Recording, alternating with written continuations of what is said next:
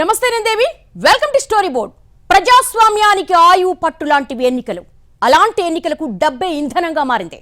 Ticket ఖరారు దగ్గర నుంచి పోలింగ్ దాకా ప్రతి స్టేజ్లోనూ డబ్బు ప్రమేయం లేకుండా ఎన్నికల బండి ముందుకు కదలడం లేదు. కాసులున్నోళ్ళెవరో చూసి వారిని అభ్యర్థుల జాబితాలో పెడతారు. డబ్బులుండగానే సరిపోదు, పైసా ఖర్చు చేసేవాడికి టికెట్ దక్కుతుంది. తర్వాత కేడర్ను సంతృప్తిపరచడానికి కాసులు వెదజల్లాలి. చివరకు జనం రావాలన్నా కానుకలు సమర్పించాల్సిందే. ఇక ప్రచారంలో భోజనాలు, వాహనాల ఖర్చులన్నీ అదనం. ఎన్నికల ప్రక్రియలో మనీ పురాణం ఇంతటితో అయిపోలేదు. ఓటర్లు ఓటు వెయ్యాలన్నా నిధుల ప్రవాహం ఉండాల్సిందే. ఎక్కడ తేడా వచ్చినా, డబ్బు విషయంలో కక్కుర్తి పడినా ఎన్నికల సన్నద్ధతకు సడన్ బ్రేక్ పడ్డట్టే. అంతగా ఎన్నికల ప్రక్రియతో డబ్బు ప్రభావం పెరవేసుకుపోయింది.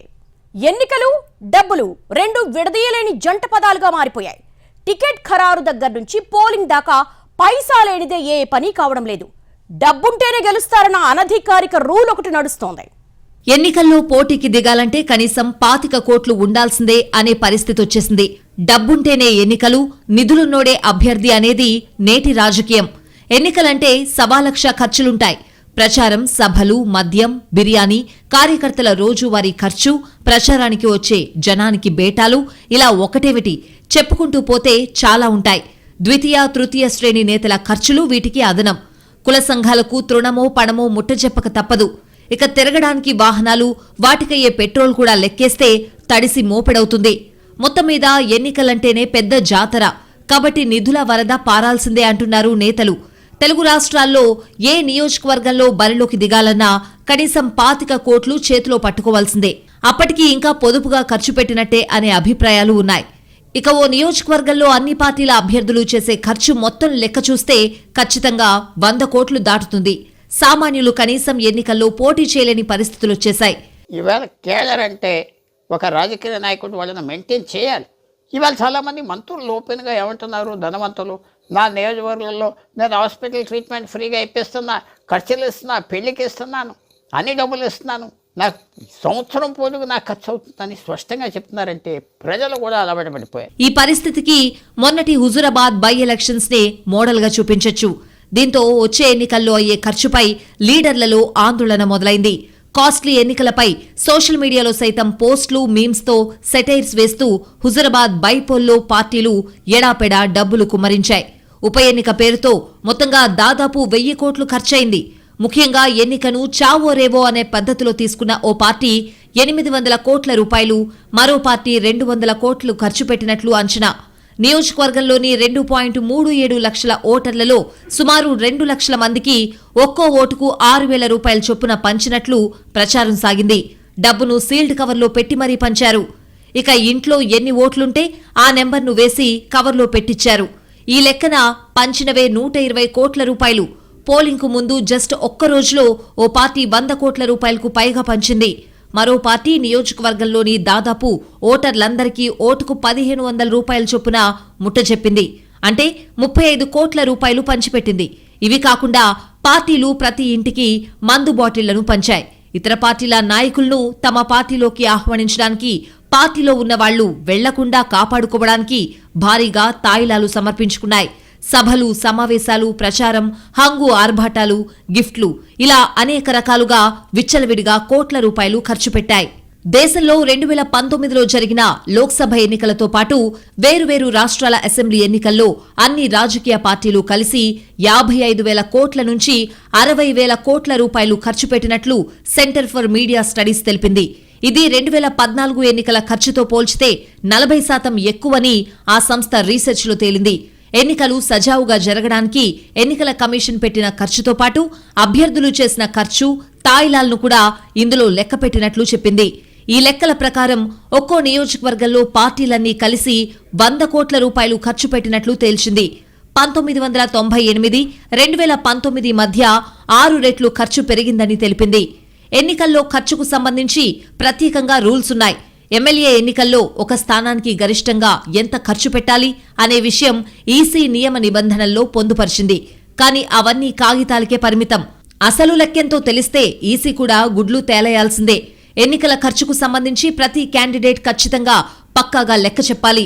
నామినేషన్ దాఖలు చేసిన తేదీ నుంచి ఎలక్షన్ రిజల్ట్స్ ప్రకటించే తేదీ వరకు పద్దును ఎన్నికల సంఘానికి అందించాలి.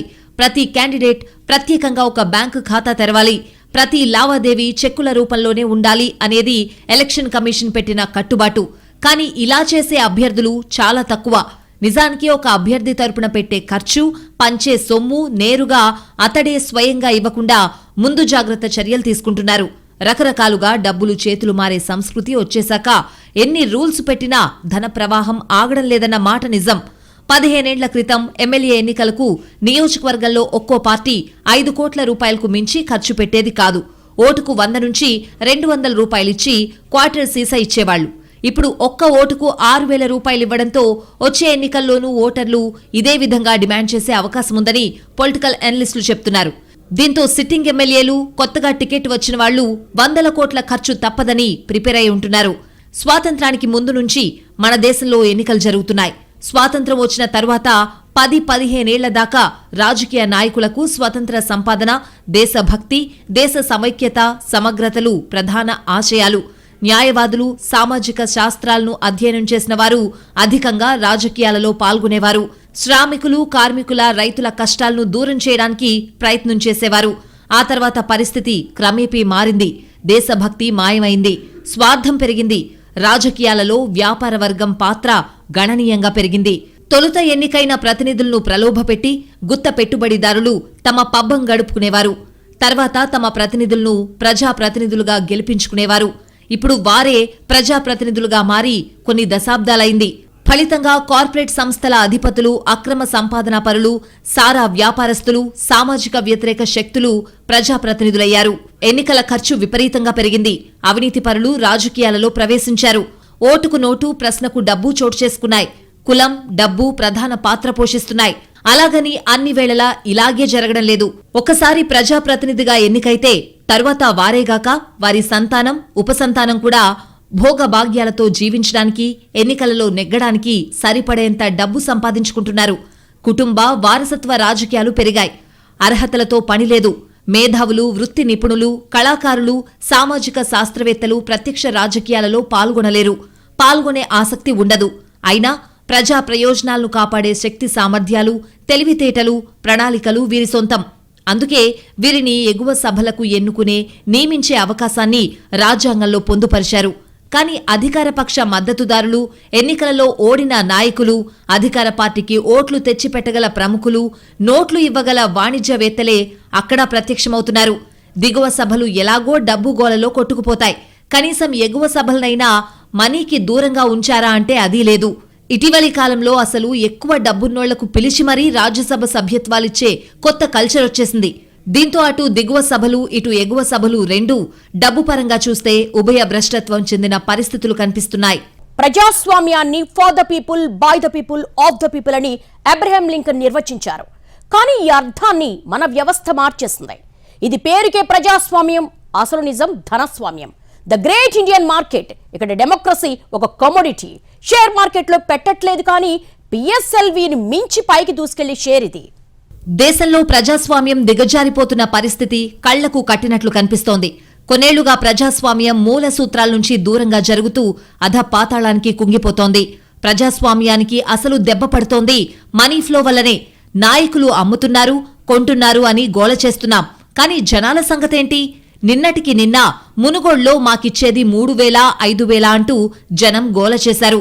పైసలు చాలవు, బంగారం కావాలంటూ నేరుగా డేరుగా అడిగారు. అంటే ఇది ఎక్కడ్నుంచొచ్చింది? అమ్మకం, కొనడం అన్నది అత్యంత నార్మల్ విషయమన్న అవగాహనలోంచొచ్చింది. ఎమ్మెల్యేల్నే కొంటున్నప్పుడు మాదేముందని వాళ్ళంటున్నారు. జనం పరమ దుర్మార్గులు అంటూ నాయకుల తరపున అప్పుడెప్పుడో ఆపరేషన్ దుర్యోధన అని ఓ సినిమానే చూపించేశారు. మీకు జనం గురించి మాట్లాడే నైతికత అసలుందా అని పబ్లిక్గానే అడుగుతున్నారు. ఇక్కడే మనకు ఆవు చేలో మేస్తే దూడ గట్టున మేస్తుందా లాంటి సామెతలు కూడా గుర్తొచ్చే అవకాశం ఉంటుంది. జనబలంతో గెలవాలి, ఓట్లు వేస్తేనే అధికారం అన్న పరిస్థితి లేదు. డబ్బులుంటే అధికారం ఎప్పుడూ ఉంటుందన్న సిచ్యువేషన్ క్రియేట్ అయిపోయింది. ఇది ఇలాగే ఉంటే అధికార పార్టీ అన్నది ఎప్పుడూ ఇక అధికారం కోల్పోయే అవకాశమే ఉండదు. ఎమ్మెల్యేలను, ఎంపీలను కొనడానికి మార్కెట్ నుంచి మనీ పంప్ అవుతూనే ఉంటుంది. ఓ రాష్ట్ర బడ్జెట్ అంతా ఖర్చు పెడితే 3-4 రాష్ట్రాలను ఈజీగా కొనేయచ్చన్న పరిస్థితి వచ్చేసింది. మనోళ్లు విలువలకు ఎప్పుడో వలవలు ఇప్పేశారు. గతంలోనూ విలువలు లేకపోయినా ప్రజల మద్దతుతో గెలిచారన్న విలువ అన్నా ఉండేది. ఇప్పుడు అది పోయిందనే నమ్మకాన్ని మరింత డబ్బు వెదజల్లి మరీ పోషిస్తున్నారు. మన ప్రజాస్వామ్యం పాతాళానికి చేరిందన్న మాటను రూఢీ చేసుకోవాల్సిందే. ప్రజలతో పని లేకుండా డబ్బుతో నడిచే ప్రజాస్వామ్యంగా మారిపోతున్న వ్యవస్థను చూసి అందరూ సిగ్గుపడాల్సిన దుస్థితి. రాజకీయ పార్టీలు డబ్బు ఖర్చు పెట్టగల శక్తినే ప్రధాన కొలబద్దగా పెట్టుకుని అభ్యర్థుల్ని ఎంపిక చేస్తున్నాయి. కనీసం పార్లమెంటుకి 50 కోట్లకు పైన, శాసనసభకు 10 కోట్లకు పైగా ఖర్చు పెట్టగలిగే వారినే అభ్యర్థులుగా ఎంపిక చేస్తున్నారు. అభ్యర్థులకు రాజకీయాలతో, ప్రజలతో సంబంధం ఉండడం కొలమానంగా పరిగణించడానికి అవకాశాలే లేకుండా చేస్తున్నారు.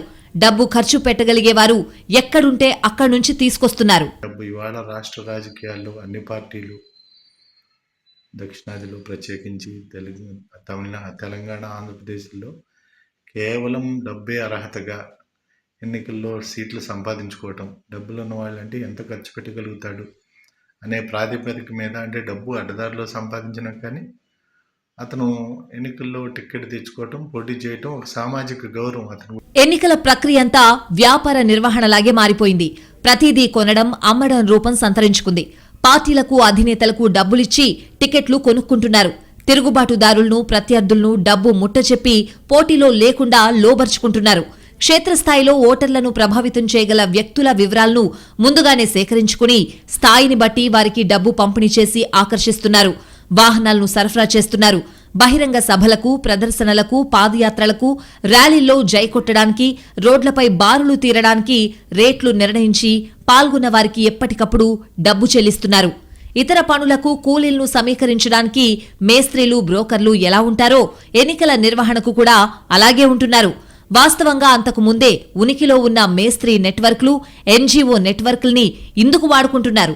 డబ్బు రవాణా చేయడానికి, పంచడానికే ఎన్నో వినూత్న మార్గాలు అనుసరిస్తున్నారు. ప్రతి పార్టీ ప్రొఫెషనల్ సమాచారాన్ని కంప్యూటర్ల ద్వారా విశ్లేషించుకోవడం, వచ్చిన నిర్ధారణలను బట్టి వ్యూహాలు, ఎత్తుగడలను మార్చుకోవడం చేస్తున్నాయి. ఎన్నికల కార్యక్రమాలలో పాల్గొనడం రోజువారీ కూలీ కార్యక్రమం కంటే మెరుగైన వ్యవహారంగా మారిపోయింది. ఎవరు కూలీకి పిలిచినా వెళ్లినట్లుగానే ఏ పార్టీ పిలిచినా కూలీ తీసుకుని ప్రజలు వెళ్తున్నారు. ఓటు కూడా సరుకుగా మారింది. ఈ మధ్య జరిగిన తెలంగాణ అసెంబ్లీ, గ్రామ పంచాయతీ ఎన్నికల్లో ఒక ఓటుకు 500 నుంచి 5000 వరకు పలికింది. ఓటుకు డబ్బాసిస్తున్నారు. సాధారణ సరుకుకు, ఓటుకు ఒక మౌలిక తేడా ఉంది. ఓటు వేసిన తర్వాతే ఓటు వ్యక్తి నుంచి విడిపోతుంది. అప్పటి వరకు ఓటును ఎంతమందికైనా అమ్ముకునే అవకాశం ఉంది. అందువల్ల ఓటరు ప్రతి పార్టీ నుంచి డబ్బాసిస్తున్నాడు. డబ్బులు ఇవ్వని పార్టీని నిరాకరించే ధోరణి రోజురోజుకు పెరుగుతూ ఉంది. అసోసియేషన్ ఫర్ డెమోక్రటిక్ రిఫార్మ్స్ తాజా నివేదిక ప్రకారం దేశంలో గల ప్రస్తుత ఎమ్మెల్యేల్లో 87% మంది కోటీశ్వరులు. రాజకీయాల్లో అడుగు పెట్టాలంటేనే తప్పనిసరిగా సంపన్నులై ఉండాల్సిన స్థితి దేశానికి మేలు చేయదు. సంపన్నులు కావాలంటే అడ్డదారులు తొక్కక తప్పని వాతావరణం స్థిరపడిపోయింది. కింది స్థాయి ఉద్యోగాలు చేసుకుంటున్నవారో, చిన్నా చితక ఉపాధి పనులతో పొట్ట పోషించుకుంటున్నవారో, కేవలం విద్యావంతులు, మేధావులు శాసనసభకు కాదు కదా, పంచాయతీ వార్డు మెంబర్ పదవికో, కార్పొరేటర్ స్థానానికో పోటీ చేయగల పరిస్థితి బొత్తిగా లేదు. సంపన్నులైతే కావచ్చు, ప్రజాసేవలో వారికి గల రికార్డ్, ప్రజా సమస్యలకు మెరుగైన పరిష్కారం చూపగల విజ్ఞత ఉన్నవారై ఉంటే పర్వాలేదు. అది కూడా గుండుసున్నాయే. ప్రజాస్వామ్యం పేరుతో ధనస్వామ్యం ఇంతగా వర్ధిల్లుతూ ఉంటే ఈ మాత్రం దానికి ఎందుకు అరచి గోల పెడుతున్నారని పార్టీలు దబాయిస్తున్నాయి. ఎన్నికల సమయంలో సమాంతర ఆర్థిక వ్యవస్థ సృష్టిస్తున్నామని, ఎంతో మంది నిరుద్యోగులకు తాత్కాలిక ఉపాధి కల్పిస్తున్నామని వాదిస్తున్నాయి. ఓటర్లకు డబ్బు పంపిణీ కూడా ప్రజాసేవలో భాగమే అంటున్నాయి. ఇక ఇలాంటి సమర్థనలు చేస్తున్న రాజకీయ నేతలు మారతారనుకోవడం భ్రమే అవుతుంది. చిత్రమేంటంటే ఓటర్లు కూడా ఈ టైప్ నేతల్నే ప్రోత్సహిస్తున్నారు. ఓటేయాలంటే మాకేంటో చెప్పండి, మిగతాది మాకు అనవసరం అనే ధోరణొచ్చేసింది. దీంతో దేశంలో ప్రజాస్వామ్యం బుల్లెట్ రైలుకు మించిన వేగంతో పతనమవుతోంది. పార్లమెంట్ ఎన్నికలకు 100 కోట్లు పెట్టుబడి పెట్టిన ఎంపీలను, శాసనసభకు 20 కోట్లు ఖర్చు పెట్టిన ఎమ్మెల్యేలను, శాసనమండలికి 5 కోట్లు వెచ్చించిన ఎమ్మెల్సీలను చూశాం. స్థానిక ఎన్నికల్లో కూడా లక్షల కోట్లు చేతులు మారుతున్నాయి. రాజకీయాలు కూడా పెట్టుబడి వ్యాపారంగా మారాయి. ఇంత పెట్టుబడి పెట్టిన ఈ ప్రజాప్రతినిధులు లాభాలు సంపాదించరా? అక్రమ సంపాదనకు పాల్పడరా? దీనికి డబ్బులు తీసుకుని ఓటేసే ఓటర్లకు బాధ్యత లేదా? ప్రజాస్వామ్య పరిపాలనా వ్యవస్థలో ఓటరుదే కీలక పాత్ర. యథా ప్రజా తదా రాజా అన్నది ఇక్కడ వర్తిస్తుంది. ప్రతి 5 ఏళ్లకోసారి దేశంలోని ప్రతి ఓటరుకు తన పాలకుల్ని ఎన్నుకునే అవకాశం వస్తోంది. ఒక్కోసారి ఈలోపే రావచ్చు. కానీ నేటి ఓటర్లలో అత్యధికం అంటే 95% దాకా ప్రలోభాలకు లొంగి ఓటు వేసేవారో, అసలు ఓటు వేయడానికి వెళ్లనివారో ఉన్నారు. వీరంతా రాష్ట్రం నాశనమైందని, దేశం నాశనమైందని ఆవేదన చెందుతూ ఉంటారు. మంచి పాలకుల్ని ఎన్నుకుని మంచి పరిపాలన సాధించాల్సిన ఓటరు కులానికి, మతానికి, పార్టీకి, ధనానికి, మద్యానికి ప్రలోభపడి ఓటు వేస్తున్నాడు. కొందరు అసలు ఓటే వేయరు. గ్రామీణ ప్రాంతాలలో వీరి సంఖ్య తక్కువే అయినా పట్టణాలలో, నగరాలలో వీరి సంఖ్య ఎక్కువే. ప్రలోభాలకు లోబడి ఓట్లు వేసినందువల్ల, ఓటు వేయని వారి వల్ల మంచివారెవరూ గెలవలేకపోతున్నారు. ఎన్నికలంటే డబ్బు, మద్యం పంచే పండగలైపోయాయి. నోట్ల జాతరగా మారిన దుస్థితి. ఒకప్పుడు దేశంలో చాలా మంది స్వతంత్ర అభ్యర్థులు గెలిచేవారు. అప్పటి ఓటర్లు ప్రలోభాలకు లొంగకుండా ఓటు వేసేవారు. కానీ నేటి ఓటరులో స్వార్థం పెరిగిపోయింది. నీకోటేస్తే నాకేంటి అనే స్థాయికొచ్చాడు. తన బిడ్డల అభివృద్ధిని, రాష్ట్ర, దేశ అభివృద్ధిని తాకట్టు పెట్టే స్థాయికి దిగజారిపోయాడు. అందువల్లనే మంచివారు పోటీ చేసినా గెలిచే పరిస్థితి లేకుండా పోయింది. మంచివారికి ఓటేయండి అని కొన్ని సంస్థలు ప్రచారం చేస్తున్నా గెలవని వారికి ఓటేసి మా ఓటు వేస్ట్ చేసుకోమంటారా అని ఎదురుదాడికి దిగడం అలవాటైపోయింది. నిజానికి ప్రస్తుతం శాసనసభ, లోక్సభ ఎన్నికల్లో ప్రతి నియోజకవర్గంలోనూ కనీసం 25-30 మంది, కొన్ని చోట్ల ఇంకా ఎక్కువ మందే పోటీ చేస్తున్నారు.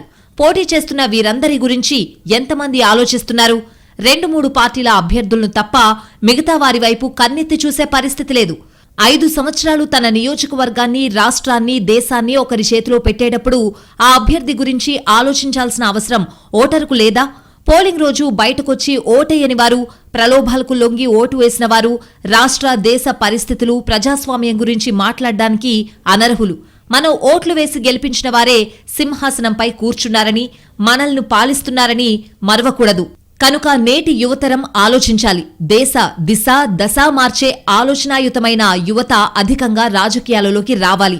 మనకెందుకులే అని కూర్చోకుండా భ్రష్టు పట్టిన రాజకీయ వ్యవస్థను ప్రక్షాళన చేయాల్సిన బాధ్యత స్వీకరించాలి. ప్రతి ఒక్కరూ ఓటు విలువ తెలుసుకోవాలి. ప్రజాస్వామ్య అభ్యుదయవాదులు ఓటు విలువను ప్రజలకు తెలియజెప్పడంలో కీలక పాత్ర పోషించాలి. ప్రతి ఒక్కరూ ఓటు వేసేలా చూడాలి. మంచి సేవా తత్పరులైన అభ్యర్థులను ఎన్నికల్లో నిలబెట్టి వారినే గెలిపించుకోవాలి. అప్పుడే ప్రజాస్వామ్య పరిరక్షణ. ఓటు హక్కు ఒక వజ్రాయుధం లాంటిది. అయితే ఇది ఇప్పుడు కొటేషన్లుగా చెప్పుకోవడానికే మిగిలినట్లనిపిస్తోంది. సోషల్ మీడియాలో నీతులు చెప్పే లక్షలాది మంది ఓటర్లు ఓటు దగ్గరకొచ్చేసరికి డబ్బులిస్తారా లేదా అని ఎదురు చూస్తున్నారు. ఏ పార్టీ ఎంత ఆఫర్ చేస్తుందో తెలుసుకుంటున్నారు. చివరికి కోటీశ్వర్లు కూడా డబ్బులు డిమాండ్ చేసే పరిస్థితి వచ్చేసింది.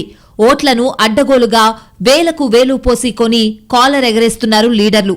కోట్లకు కోట్లు ఖర్చు పెడుతూ ఉండడంతో డబ్బున్న వాళ్లకే రాజకీయ పట్టం, పైసలు లేని వాళ్లకు రాజకీయాల్లో స్థానం లేదని జనాలంటున్నారు. ఇది ప్రజాస్వామ్యానికి చాలా ప్రమాదమని ఎక్స్పర్ట్స్ చెప్తున్నారు. ముందు ముందు డబ్బు ఎక్కువ ఖర్చు పెట్టగలిగిన వాళ్లే నాయకులు అనే పరిస్థితొస్తే ఏమైపోతుంది అనేది ఆలోచించాల్సిన టైం ఇదే. ప్రజాస్వామ్యంలో ప్రతి ఒక్కరూ ఎన్నికల్లో పోటీ చేయగలగడమని భావనుంది. కానీ అది నిజం కాదని ఇప్పుడు తేలిపోయింది. తగినంత డబ్బు లేకపోతే అధికారంలోకి భాగస్వామ్యం కోరుకునే పరిస్థితి లేదు. ప్రస్తుత వ్యవస్థలో ప్రజాస్వామ్యం అందరికీ సమానంగా అందుబాటులో లేదు. వ్యవస్థలో అందరికీ ఒకే స్థాయి బలం లేదు. బాగా డబ్బులున్న ఒక వ్యక్తి ఏదైనా ఒక రాజకీయ పార్టీకి లేదా అభ్యర్థికి పెట్టుబడి పెడతారు. అలా పెట్టుబడులు పెట్టిన వ్యక్తికి రాజకీయ ప్రక్రియల్లో సాధారణ ఓటరు కన్నా ఎక్కువ బలం ఉంటుందని ఆధారాలు చూపుతున్నాయి. ఎన్నికల్లో ఎంత ఎక్కువ డబ్బు పెట్టుబడిగా పెడితే అంత ఎక్కువగా గెలిచే అవకాశం, ప్రభావం చూపే అవకాశముందని ఆధారాలు చెప్తున్నాయి. ఎన్నికల్లో పోటీ చేయకుండా పెట్టే ఖర్చుకే ఇంత విలువుంది. ఇక నేరుగా డబ్బులు ఎక్కువగా ఖర్చు పెట్టే అభ్యర్థికి ఉండే బలం, గెలుపు అవకాశాల గురించి ప్రత్యేకంగా చెప్పనక్కర్లేదు. రాజకీయాల్లో ఉంటే డబ్బులు సంపాదించుకోవచ్చు. ఇది జనాలకు బాగా తెలిసిన థియరీ, నేతలకు బాగా తెలిసిన థియరీ. అయితే రాజకీయాల్లో ఉండాలంటే డబ్బులు ఖర్చు పెట్టాలి. ఇది ప్రస్తుతం అమల్లో ఉన్న అనధికార థియరీ. రాజకీయాల్లో నిలదొక్కుకోవడం ఇప్పుడు ఆషామాషి వ్యవహారం కాదు. అధికారం వచ్చాక సంపాదించుకోవడం అనే ఊరించే వ్యవహారం ఉన్నప్పటికీ ఇప్పుడు రాజకీయాలు మరీ కాస్ట్లీ కావడంతో రాజకీయాల్లో ఉన్నవాళ్లే అవాక్కయ్యే పరిస్థితి. ఎన్నికలు ఎదుర్కోవాలంటే 100 కోట్లు ఖర్చు పెట్టాల్సిందే. అంత ఖర్చు చేస్తే గెలుస్తామో ఓడతామా అనేది ఎవరూ చెప్పలేరు. అలాగని డబ్బు ఖర్చు చేయకుండా ఉండే ధైర్యం మాత్రం ఎవరూ చేయడం లేదు. పార్టీల తేడాల్లేవు. అన్ని పార్టీల్లోనూ ఇదే పరిస్థితి. గతంలో 5 ఏళ్లకోసారి వచ్చే ఎన్నికలప్పుడు మాత్రమే ఖర్చు పెరిగేది. కానీ ఇటీవలి కాలంలో ఉప ఎన్నికలు కూడా ఎన్నికల ఖర్చుకు కొత్త బెంచ్ మార్క్ క్రియేట్ చేస్తున్నాయి. దీంతో ఎన్నికలకు ఎప్పుడు ఎంత ఏ రేంజ్లో ఖర్చు పెరుగుతుందనేది ఎవరూ ఊహించలేని దుస్థితి. డబ్బు ఖర్చు పెట్టగలడా లేడా అనేది కాదు, ఎంత ఖర్చు పెడతాడు అనేది ఇప్పుడు పార్టీల నుంచి వస్తున్న ప్రశ్న. ఇక్కడ పార్టీల పేర్లతో పనిలేదు. అభ్యర్థుల ఎంపికలో పార్టీలకు అతీతంగా పాటిస్తున్న ప్రాథమిక సూత్రం ఇదే. అన్ని పార్టీల్లోనూ మెజారిటీ సీట్ల విషయంలో ఇవే లెక్కలున్నాయి. ఎక్కువ కోట్ల రూపాయలు ఖర్చు పెట్టగలిగే వారికే అభ్యర్థిత్వాలను ఖరారు చేయడానికి పార్టీలు ఉత్సాహం చూపిస్తున్నాయి. ప్రత్యర్థిని ఢీకొట్టాలంటే కావాల్సింది ప్రజల్లో ఉన్న పేరు, ప్రజలకు సేవ చేసిన నేపథ్యం కాదని, 10 కోట్ల రూపాయల వెయిటే అని పార్టీలు తేల్చి చెప్తున్నాయి. ఈ విషయంలో రాజీ పడ్డం లేదు. ఎక్కువ ఖర్చు చేయగలిగే వారికే పార్టీలు ప్రాధాన్యతనిస్తున్నాయి. వాళ్ల ట్రాక్ రికార్డులను పట్టించుకోవడం లేదు. రాజకీయాలు కేవలం డబ్బు వ్యవహారాలుగా మారిపోయాయి అనే మాటను జనాలు కూడా పట్టించుకోవడం లేదు. జనాల్లో కూడా ఇప్పుడు ఈ పార్టీలో ఎవరైతే ఎక్కువ మొత్తాన్ని ఖర్చు చేస్తారు, ఆ పార్టీలో ఎవరైతే ఎక్కువ ఖర్చు పెట్టగలరు అనే అంశాల గురించి మాత్రమే చర్చిస్తూ ఉన్నారు. బాగా ఖర్చు పెట్టే అభ్యర్థి పట్లే జనాల్లో కూడా క్రేజ్ పెరుగుతున్న చోద్యం కనిపిస్తూనే ఉంది.